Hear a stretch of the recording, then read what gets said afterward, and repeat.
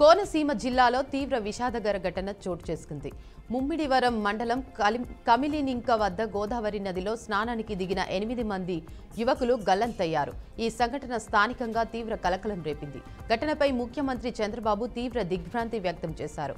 విషయం తెలిసిన వెంటనే ఆయన కోనసీమ జిల్లా కలెక్టర్తో ఫోన్లో మాట్లాడారు. గల్లంతైన యువకులకు రక్షించేందుకు తక్షణమే అన్ని రకాల చర్యలు చేపట్టాలని ఆదేశించారు. గాలింపు చర్యల పురోగతిని కలెక్టర్ ముఖ్యమంత్రికి వివరించారు. రాష్ట్ర ఉప ముఖ్యమంత్రి పవన్ కళ్యాణ్ కూడా ఈ ఘటనపై తీవ్ర ఆవేదన వ్యక్తం చేశారు. గల్లంతైన యువకుల ఆచూకీని వీలైనంత త్వరగా కనుగొనేందుకు గాలింపు చర్యలు మరింత ముమ్మరంగా చేయాలని అధికారులకు సూచించారు. తెలంగాణ సరస్వతి పుష్కరాలు ముగిశాయి. కాళేశ్వరంలోని సరస్వతి ఘాట్ వద్ద జరిగిన పుష్కరాల ముగింపు వేడుకల్లో మంత్రి శ్రీధర్ బాబు పాల్గొన్నారు. కాళేశ్వరంలో ఈ నెల 15న ప్రారంభమైన పుష్కరాలు అంగరంగ వైభవంగా కొనసాగాయి. ఆఖరి రోజున మాడుగల నాగఫణి శర్మ సరస్వతి పుష్కరాలు కాళేశ్వర క్షేత్ర వైభవాన్ని భక్తులకు తెలియజేశారు. పండితులు సరస్వతి నవరత్న మాల హారతిని నిర్వహించారు. అనంతరం సరస్వతి దేవికి కర్పూర నీరాజనం సమర్పించారు. పుష్కరాలకు చివరి రోజు కావడంతో భక్తులు పోటెత్తారు. దీంతో పుష్కర్ ఘాట్ పరిసరాలు శివనామస్మరణతో మార్మోగాయి. ఏఐసీసీ అధ్యక్షుడు మల్లికార్జున ఖర్గే ఢిల్లీలో లేకపోవడంతో తెలంగాణ పీసీసీ కార్యవర్గ నిర్ణయం వాయిదా పడింది. ఈ నెల 30 మరోసారి ఢిల్లీ రావాలని సీఎం రేవంత్ రెడ్డి మహేష్ కుమార్ గౌడ్ను అధిష్టానం సూచించింది. అంతకుముందు కాంగ్రెస్ అగ్రనేత రాహుల్ గాంధీతో సమావేశమైన టీపీసీసీ అధ్యక్షుడు మహేష్ కుమార్ గౌడ్ 1-2 రోజుల్లో టీపీసీసీ కార్యవర్గ ప్రకటన ఉంటుందని తెలిపారు. ఢిల్లీ పర్యటనలో ఉన్న ఆయన సతీ సమేతంగా రాహుల్ని కలిశారు. బీనెట్లో బీసీలకు తగిన ప్రాతినిధ్యం ఉండాలని కోరినట్లు చెప్పారు. కేబినెట్ కూర్పుపై త్వరలోనే నిర్ణయం తీసుకుంటామని రాహుల్ చెప్పారన్నారు. బీఆర్ఎస్ వర్కింగ్ ప్రెసిడెంట్ తన సోదరుడు కేటీఆర్కు ఏసీబీ నోటీసులు జారీ చేయడంపై ఆ పార్టీ ఎమ్మెల్సీ కవిత స్పందించారు. నోటీసులను తీవ్రంగా ఖండిస్తున్నట్లు ఆమె తెలిపారు. తమ వైఫల్యాలు, ప్రజా సమస్యల నుంచి దృష్టి మళ్లించడానికే కాంగ్రెస్ ప్రభుత్వం నోటీసులు ఇచ్చిందని ఆమె ఆరోపించారు. సీఎం రేవంత్ రెడ్డి రాజకీయ క్రీడల్లో భాగంగానే ఏసీబీ నోటీసులు జారీ చేసినట్లు స్పష్టమవుతోందన్నారు. తమ పార్టీ నేతలకు వరుసగా నోటీసులు జారీ చేయడం వెనుక రాజకీయ దురుద్దేశం ఉన్నట్లు తేట తెల్లమైందని ఆమె ఎక్స్లో పేర్కొన్నారు. ఎవరెన్ని ఇబ్బందులు పెట్టాలని ప్రయత్నించినా తట్టుకొని నిలబడి చరిత్ర కేసీఆర్ సైనికులకు ఉందన్నారు. సూర్యాపేట జిల్లా ఆత్మకూరు మండలం ఏపూర్ గ్రామంలోని ఐకేపీ సెంటర్లో తడిసి మొలకెత్తిన వడ్లను మాజీ మంత్రి, స్థానిక ఎమ్మెల్యే గుంటకండ్ల జగదీష్ రెడ్డి పరిశీలించారు. తమ సమస్యను పరిష్కరించాలంటూ రైతులు ఆవేదన వ్యక్తం చేశారు. తెలంగాణ రాష్ట్రంలో దొంగలు పడ్డారు, ఎవరికి దొరికింది వారు దోచుకుంటున్నారని కాంగ్రెస్ ప్రభుత్వంపై విమర్శలు గుప్పించారు. సీఎం, మంత్రులు ఎవరి దోపిడీ వాళ్లదే అని ఆరోపించారు. ఐకేపీ కేంద్రాల్లో వడ్లు ముక్కలవుతున్నాయని, 60 రోజులైనా వడ్లు కొలలేదంటూ ఇంతకన్నా దారుణం ఉంటుందన్నారు. ఐకేపీ కేంద్రాల్లో రైతుల కష్టాలు ప్రభుత్వానికి పట్టవా? ఋతుపవనాలొచ్చి దుక్కి దున్నాల్సిన రైతు ధాన్యం కుప్పల వద్ద కాపలా కాయాల్సి వస్తుందన్నారు. వడ్లు కొనే దిక్కులేక రైతులు తీవ్ర ఇబ్బందులు పడుతున్నారని ఆవేదన వ్యక్తం చేశారు. విజయనగరం ఉగ్ర కుట్ర కేసులో నిందితులు సిరాజ్, సమీర్లను వరుసగా 4వ రోజు ఢిల్లీ ఎన్ఐఏ అధికారులు వివరించారు. కీలక వివరాలు రాబట్టారు. పేలుళ్లకు విజయనగరమే తన మొదటి టార్గెట్ అని సిరాజ్ చెప్పినట్లు సమాచారం. అయితే హైదరాబాద్లో పేలుళ్లు జరపాలని సౌదీ హ్యాండల్ తనకు సూచించారని, ప్రశాంతంగా ఉన్న విజయనగరమే తన లక్ష్యమని వాళ్లకు చెప్పానని సిరాజ్ విచారణలో వెల్లడించారు. పేలుళ్ల కోసం సౌదీలో శిక్షణ తీసుకున్నట్లు అతడు చెప్పినట్లు తెలుస్తోంది. పేలుళ్ల కోసం విజయనగరంలో ప్రధానంగా 4 ప్రాంతాలను ఎంపిక చేసినట్లు సమాచారం.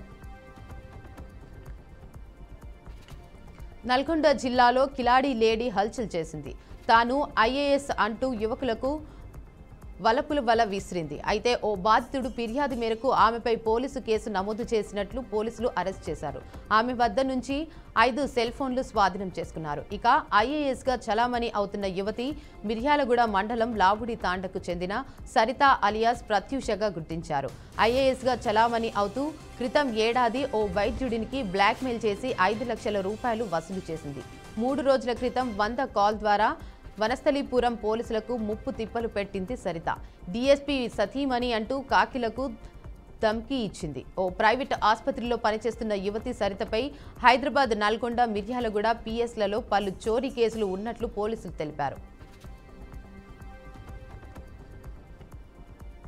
జగిత్యాల జిల్లా మల్లాపూర్లో రాజీవ్ యువ వికాస్ పథకం ఇంటర్వ్యూలపై ప్రజలలో తీవ్ర గందరగోళం నెలకొంది. మండల పరిషత్ కార్యాలయంలో రాజీవ్ యువ వికాస్ పథకానికి సంబంధించిన అర్హత వివరాలు బ్యాంకు వారు సంబంధిత ఎంపీడీఓ అధికారిక తెలుపగా వారికి సంబంధించిన లిస్టు నోటీసు బోర్డులో ప్రజల అవగాహనకై ఏర్పాటు చేశారు. అయితే ఆ లిస్టులో తమ పేర్లు రాలేదని ప్రజలు ఆందోళన వ్యక్తం చేశారు. తెలంగాణ రాష్ట్ర ప్రభుత్వం ప్రతిష్టాత్మకంగా చేపట్టిన రాజీవ్ యువ వికాస్ పథకంపై ప్రజలు, నిరుద్యోగులు అనేక ఆశలు పెట్టుకుని నిబంధనల ప్రకారం అప్లై చేసుకున్నామని పలువురు అన్నారు. కానీ అధికారులు బ్యాంక్ అధికారులతో కలిసి కుమ్మక్కై మల్లాపూర్ మండల ఎంపీడీఓ అధికారి శశిధర్ రెడ్డి వికృత చేష్టలను పాల్పడుతున్నాడని ఆరోపించారు. 95 కోట్ల రూపాయల వ్యయంతో భూగర్భ డ్రైనేజీ వ్యవస్థ నిర్మాణ పనులను ప్రైవేటు ప్రాజెక్టుగా మహబూబాబాద్ మున్సిపాలిటీలో చేపట్టనున్నామని ఎమ్మెల్యే డాక్టర్ మురళీ నాయక్ తెలిపారు. మహబూబాబాద్ జిల్లా కేంద్రంలో 1,10,00,000 రూపాయలతో పలు రహదారుల జంక్షన్ల అభివృద్ధి, పచ్చదనం నిర్మాణపు పనులకు ఎమ్మెల్యే భూమి పూజ చేశారు. రహదారుల విస్తరణలో భూములు కోల్పోయిన బాధితులకు సంక్షేమ పథకాలను అందించేందుకు కృషి చేస్తానని ఎమ్మెల్యే అన్నారు. విజయవాడ 3వ ట్రాఫిక్ పోలీసు బీఆర్టీఎస్ రోడ్డులో ఆటోలు స్పెషల్ డ్రైవ్ చేశారు. ఆ సమయంలో ఓ ప్రత్యేక సంఘటన అందరి దృష్టిని ఆకర్షించింది. చెకింగ్ సమయంలో ఓ ఆటో డ్రైవర్ యూనిఫామ్ ధరించాడు. తన జేబుపైనున్న బ్యాడ్జీని పెట్టుకుని ఆ బ్యాడ్జీపై డ్రైవర్ పేరు, డ్రైవింగ్ లైసెన్స్ నెంబర్, బ్యాడ్జీ నెంబర్ వంటి వివరాలు పెట్టించుకున్నాడు.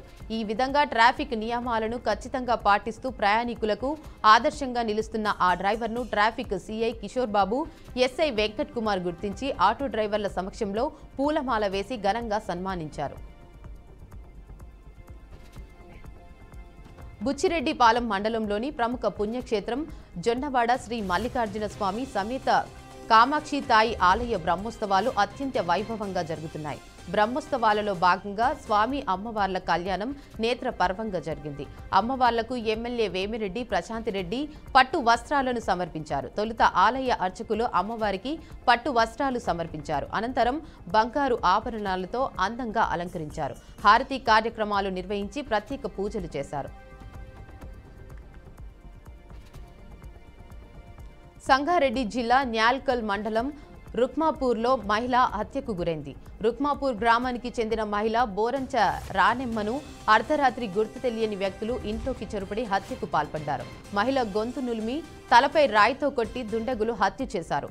అనంతరం ఒంటిపై బంగారు ఆభరణాలు, ఇంట్లో నగదుతో పరారయ్యారు. ఘటనపై సమాచారం అందుకున్న జహీరాబాద్ డీఎస్పీ సైదా, హద్నూరు సీఐ హనుమంతు ఘటనా స్థలానికి చేరుకొని దర్యాప్తు చేపట్టారు. క్లూస్ టీం ఘటనా స్థలానికి రప్పించి ఆధారాలు సేకరించారు. పోలీసు ఇంటి పరిసరాల నుంచి రోడ్డు వరకు గాలింపు చేపట్టారు. శవ పరీక్ష నిమిత్తం మృతదేహాన్ని జహీరాబాద్ ఏరియా ఆసుపత్రికి తరలించారు. అందాల పోటీలు ఎవరిని కడుపు నింపుతున్నాయంటూ మాజీ మంత్రి హరీష్ రావు ఫైర్ అయ్యారు. విత్తనాలు, చేప పిల్లల పంపిణీ చేయడానికి ప్రభుత్వం దగ్గర పైసలు లేవు, కానీ అందాల పోటీల కోసం 200 కోట్లు ఖర్చు చేస్తోందని అన్నారు. అందాల పోటీలతో వచ్చే ప్రయోజనం ఏమిటో సీఎం చెప్పాలని అన్నారు. కమిషన్ల కోసం ఢిల్లీకి కుప్పం కట్టడానికి 1,00,000 కోట్లు వస్తున్నాయని అన్నారు. రేవంత్ 1,000 కోట్లు టెండర్లు పిలుస్తున్నారని, ఆ 1,000 కోట్లు ఎవరి జేబులు నింపుతాయని ప్రశ్నించారు. రైతు ముంగిట్లో శాస్త్రవేత్తలు కార్యక్రమం ఎలా అమలు చేయాలో తెలుసుకొని కేంద్రం వికసిత్ కృషి సంకల్ప్ అభియాన్ తలపెట్టింది. ఈ నెల 29 నుంచి 2 జూన్ వరకు జరిగే కార్యక్రమంలో విశ్వవిద్యాలయ శాస్త్రవేత్తలు పాల్గొనాలని రాష్ట్ర వ్యవసాయ శాఖ మంత్రి తుమ్మల నాగేశ్వరరావు సూచించారు. సచివాలయంలో జరిగిన సమావేశంలో అవసరమున్న రైతుకు మట్టి నమూనా పరీక్ష చేసుకునే వెలుసుబాటు కల్పించాలని డైరెక్టర్ గోపికి ఆదేశాలు ఇచ్చారు. యూనివర్సిటీ ద్వారా ప్రతి రెవెన్యూ గ్రామాలలో 3 ఎంపిక చేసి రైతులకు మూల విత్తనాలు ఇవ్వడానికి డిపార్ట్మెంట్ సమన్వయంతో కార్యక్రమాన్ని విజయవంతం చేయాలన్నారు.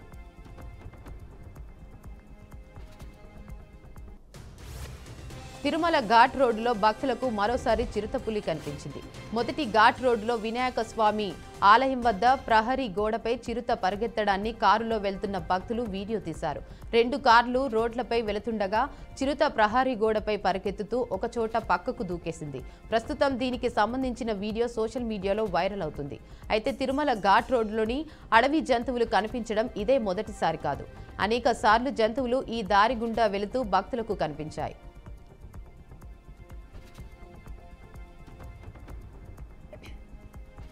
గుంటూరు నగరంలోని సంగడిగుంట ఇందిరా ప్రియదర్శిని కాలనీ 3వ లైన్ వద్ద ఒక అమానుష ఘటన చోటు చేసుకుంది. స్థానిక మురుకు కాలువలో అప్పుడే పుట్టిన ఒక నవజాత శిశువు మృతదేహం కనిపించింది. స్థానిక నివాసి జగన్ ఇచ్చిన ఫిర్యాదు మేరకు లాలాపేట పోలీసులు సంఘటనా స్థలానికి చేరుకున్నారు. పోలీసుల ప్రాథమిక పరిశీలనలో మృతదేహం కాలువ నీటిలో కొట్టుకు వచ్చినట్లు గుర్తించారు. మృతదేహాన్ని స్వాధీనం చేసుకున్న పోలీసులు పోస్టుమార్టం నిమిత్తం గుంటూరు ప్రభుత్వ ఆసుపత్రికి తరలించారు. ఈ ఘటనకు సంబంధించి పోలీసులు కేసు నమోదు చేసి దర్యాప్తు ప్రారంభించారు. కోనసీమ జిల్లా ముమ్మిడివరం దగ్గర విషాద ఘటన చోటు చేసుకుంది. గోదావరిలో స్నానానికి వెళ్లి గోదావరిలో 8 మంది యువకులు గల్లంతయ్యారు. గోదావరిలో గల్లంతైన వారి కోసం పోలీసులు స్థానికులు గాలిస్తున్నారు. యువకులు కాకినాడ, రామచంద్రపురం, మండిపేటకు చెందిన వారిగా గుర్తించారు. గల్లంతైన వారు క్రాంతిపాల్, సాయి, మహేష్, సతీష్, మహేష్, రాజేష్, రోహిత్ గా గుర్తించారు. యువకులు గల్లంతు అవడంతో కుటుంబ సభ్యులు విలపిస్తున్నారు.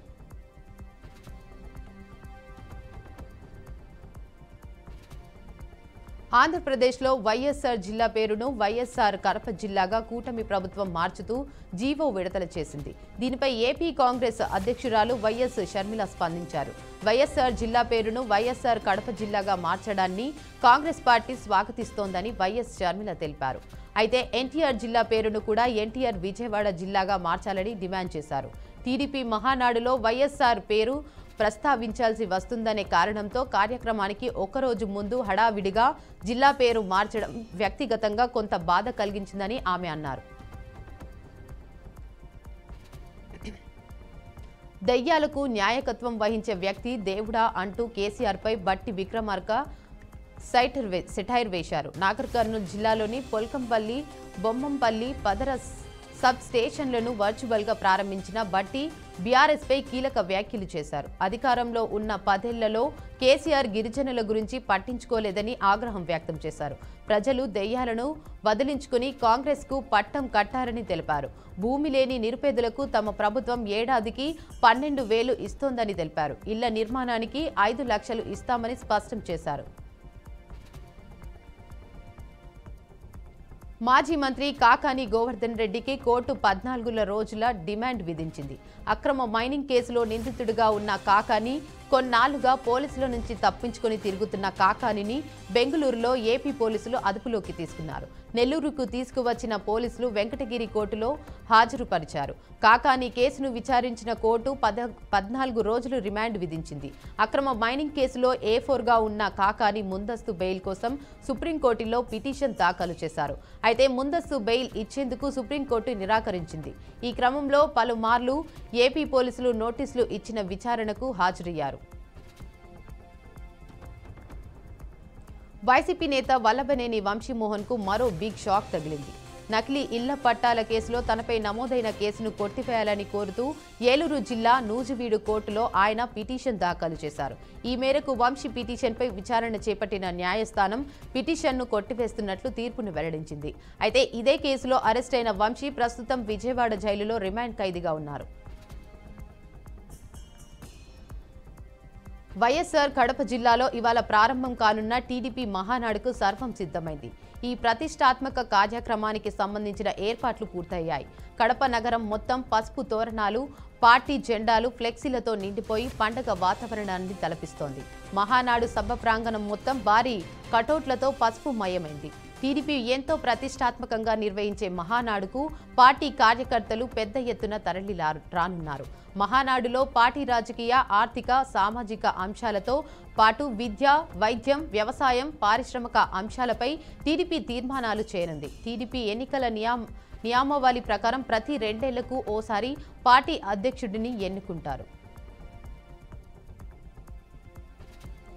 ఆర్జేడీ అధినేత లాలూ ప్రసాద్ యాదవ్ పెద్ద కుమారుడు తేజ్ ప్రతాప్ యాదవ్ వివాదంపై ఆయన మాజీ భార్య ఐశ్వర్య రాయ్ స్పందించారు. ఐశ్వర్య రాయ్ మౌనం వీడి లాలూ కుటుంబంపై ప్రశ్నల వర్షం కురిపించారు.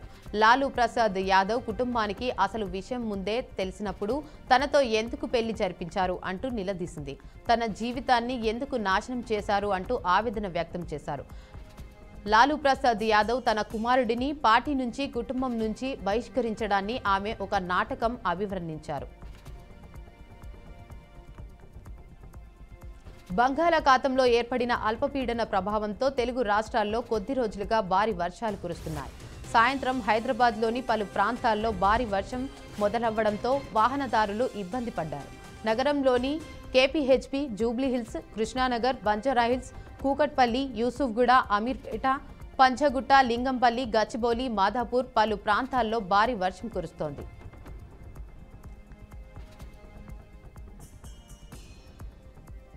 దేశంలో మరోసారి కరోనా వైరస్ కలకలం సృష్టిస్తోంది. దేశవ్యాప్తంగా పలు రాష్ట్రాల్లో కొత్త కేసులు నమోదవుతున్నాయి. ఢిల్లీలో ప్రస్తుతం 104 మంది వైరస్తో బాధపడుతున్నారు. ఒక వారంలోనే 99 మంది వైరస్ బారిన పడడంతో ఆందోళన కలిగిస్తోంది. కేరళలో కేసుల సంఖ్య 400 దాటింది. దేశవ్యాప్తంగా క్రియాశీల కేసుల సంఖ్య 1009 కేసులు ఉన్నాయని అధికారులు తెలిపారు. వారం వ్యవధిలో 750 మందికి కొత్తగా కరోనా సోకిందని ఈరోజు ఆరోగ్య మంత్రిత్వ శాఖ వెల్లడించింది. భారత్లో అక్రమంగా నివసిస్తున్న బంగ్లాదేశీయులను తిరిగి వారి దేశానికి పంపేస్తున్న సంగతి తెలిసిందే. అయితే ఇలా చేయడం కరెక్ట్ కాదని, ఈ విషయాన్ని హ్యాండిల్ చేసేందుకు బంగ్లాదేశ్ ప్రభుత్వం కోరితే సహకరించడానికి సిద్ధంగా ఉన్నామని బంగ్లా ఆర్మీ అధికారి బ్రిగేడియర్ జనరల్ మహమ్మద్ నజీం ఉద్దౌలా అన్నారు. బంగ్లాదేశ్ ఎంఓడీగా ఉన్న ఆయన ప్రస్తుతానికి ఈ పరిస్థితిని బంగ్లాదేశ్ బార్డర్ సెక్యూరిటీ దళం సమర్థవంతంగా హ్యాండిల్ చేస్తోందని చెప్పారు. భారత్తో శాంతి చర్చలు జరిపేందుకు తాము సిద్ధంగా ఉన్నామని పాక్ ప్రధాని షెహబాజ్ షరీఫ్ తెలిపారు. జమ్మూ కాశ్మీర్ ఉగ్రవాదం, జల వివాదాలు, వాణిజ్యం సహా అన్ని సమస్యలను పరిష్కరించుకోవాలని భావిస్తున్నట్లు చెప్పారు. ఇరాన్ పర్యటనలో ఉన్న షరీఫ్ టెహ్రాన్లో ఇరాన్ అధ్యక్షుడు మహమ్మద్ పెజిష్కియాన్తో కలిసి సంయుక్తంగా నిర్వహించిన సమావేశంలో ఆయన ప్రసంగించారు. మేము శాంతిని కోరుకుంటున్నామని, ప్రాంతీయ శాంతి ప్రయోజనాల దృష్ట్యా ఇండియాతో చర్చలు జరపడానికి పాకిస్తాన్ సిద్ధంగా ఉందని స్పష్టం చేశారు. న్యూజిలాండ్ ఇమిగ్రేషన్ శాఖ మంత్రి ఎరికా స్టాన్ఫోర్డ్ భారతీయులను ఉద్దేశించి చేసిన కొన్ని వ్యాఖ్యలు తీవ్ర వివాదానికి దారితీశాయి. భారతీయుల నుంచి వచ్చే ఎమియన్స్ను ఆమె స్కామ్తో పోల్చడంపై సర్వత్రా విమర్శలు వెల్లువెత్తుతున్నాయి. ఈ వ్యాఖ్యలు అజాగ్రత్తగా చేసినవి లేదా పక్షపాతంతో కూడినవి కావచ్చని భారత సంతతికి చెందిన labour party MP Priyanka Radhakrishnan మండిపడ్డారు. మే 6న పార్లమెంటులో ఓ ప్రశ్నకు సమాధానమిస్తూ మంత్రి ఎరికా స్టాన్ఫోర్డ్ ఈ వ్యాఖ్యలు చేశారు. అధికారిక ఉత్తర ప్రత్యుత్తరాలను తన వ్యక్తిగత జీమెయిల్ ఖాతాకు ఫార్వర్డ్ చేసుకున్నారన్న ఆరోపణలపై ఆమె వివరణ ఇచ్చారు. ముంబై ఇండియన్స్పై పంజాబ్ ఘన విజయం సాధించింది. లీగ్ చివరి మ్యాచ్లో ముంబై 20 ఓవర్లలో 7 వికెట్ల నష్టానికి 184 రన్స్ చేసింది. అయితే పంజాబ్ 18.3 ఓవర్లలోనే ఈ టార్గెట్ను ఛేదించింది. 3 వికెట్లు కోల్పోయి 187 పరుగులు చేసింది. ముంబై బౌలర్లపై పంజాబ్ బ్యాట్స్మెన్ ప్రియాంశార్య విరుచుకుపడ్డారు. 35 బంతుల్లో 9 ఫోర్లు, 2 సిక్స్లు, 62 పరుగులు చేశారు.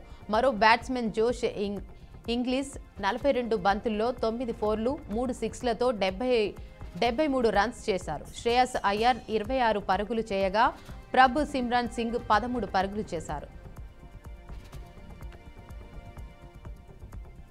ఐపీఎల్ 18లో రాయల్ ఛాలెంజర్స్ బెంగళూరు కీలక మ్యాచ్కు సిద్ధమైంది.